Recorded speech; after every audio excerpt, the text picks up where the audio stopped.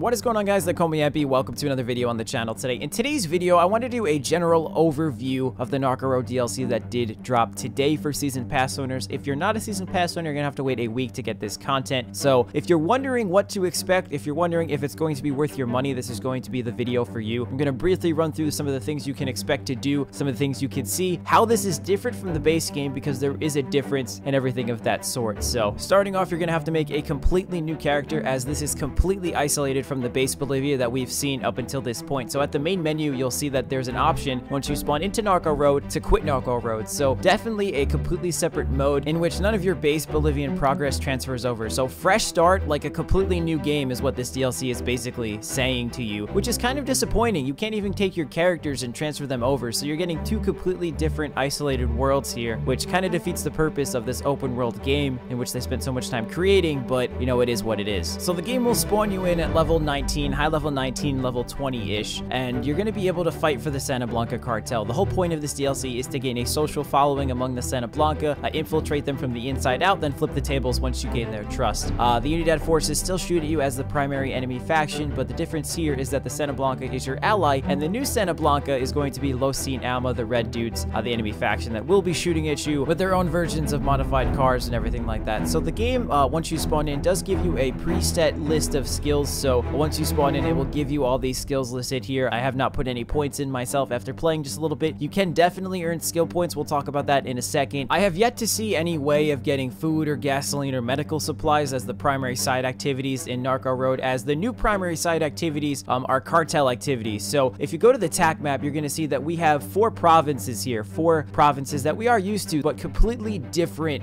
safe houses as well as side activities and things to do. So the base game is essentially, as I said before, gaining followers in order to earn a reputation among the cartel. You could do that by doing these green new side activities, these cartel activities. We will be covering them in depth in another video, so be sure to stay tuned on the channel, as well as these electro challenges. So many things to do to essentially gain a following in the cartel. Now at face value, the missions, the story missions that we're used to seeing, do give you the most following. As you can see under my mission system, we do have a certain follower level. So in this Los Kamikazes province, I do have 1152 followers. Story missions will give you the most, followed by cartel activities, followed by electro challenges will give you the least amount of followers, but still good to do. It's still good way to get some followers in there in the system. So if you zoom all the way out, the hierarchy for the story mode works the same way as the base vanilla Bolivia. You'll defeat all three bosses and eventually get to the big bad boss El Invisible, whose identity will be revealed the more story missions you do. So if we go back to the map, you can see that the content in the provinces, we still have weapon cases, we still have skill points, and we still have bonus medals. As soon as you spawn into Narco Road, all of these items will be hidden from you. So the only thing you will see are the electro challenges as well as the cartel activities. Again, the more followers you do, you'll gain intel, and it'll tell you, just like the base game, as soon as you gather that intel, where the weapon cases are, where the skill points are, and the bonus medals are. So they really are pushing this follower system strong. That is your only goal for this DLC. This entire DLC is doing these story missions, these side activities to gain a following. So other things that have changed, the Santa Blanca do have very pimped out, very colorful, neon colored, crazy, wacky, over the top, very exaggerated color schemed vehicles. This monster truck is just one example of that. Every single one of these vehicles that has been modified by the cartel does have a nitro boost meter. So welcome to Grand Theft Auto, guys. It is finally here, and the nitro meter does refresh every single time you don't use the nitro boost. So again, select vehicles do have it. Not every vehicle is going to have that nitro meter available to it, and the vehicle drop does change as well. So you could spawn a Death Rider's bike, you could spawn a monster truck, both vehicles which do have the nitro boost available, or you could spawn a new brightly colored helicopter. So this is the Narco Road DLC, guys. Let me know what you're thinking about it. The one thing I will say, just from judging it day one, is that this isn't Ghost Recon. This DLC is not going to appeal to any tactical fans of Ghost Recon. If you're looking to have a little bit fun on the side, just from seeing it for the first time and playing a couple of hours, I think it's meant to be played more so on the side, and it's not really a reflection of what Ghost Recon truly means. But the base game is kind of teetering on that slippery slope as well. I will admit that some of the vehicles are more fun to drive than others, but this monster truck, for example, handles like shit. Like, I wouldn't drive it. I don't like driving it, but you are required to drive it in certain situations for story missions, so that is that. So guys, if you like what you see here, please consider leaving a like on the video, subscribing if you're new around here, and turning on those bell notifications for more Ghost Recon. Again, we're uploading all day today, talking about the new DLC as I play through it. So again, thank you guys so much for watching. I've been Ampy. I'll see you guys in the next video.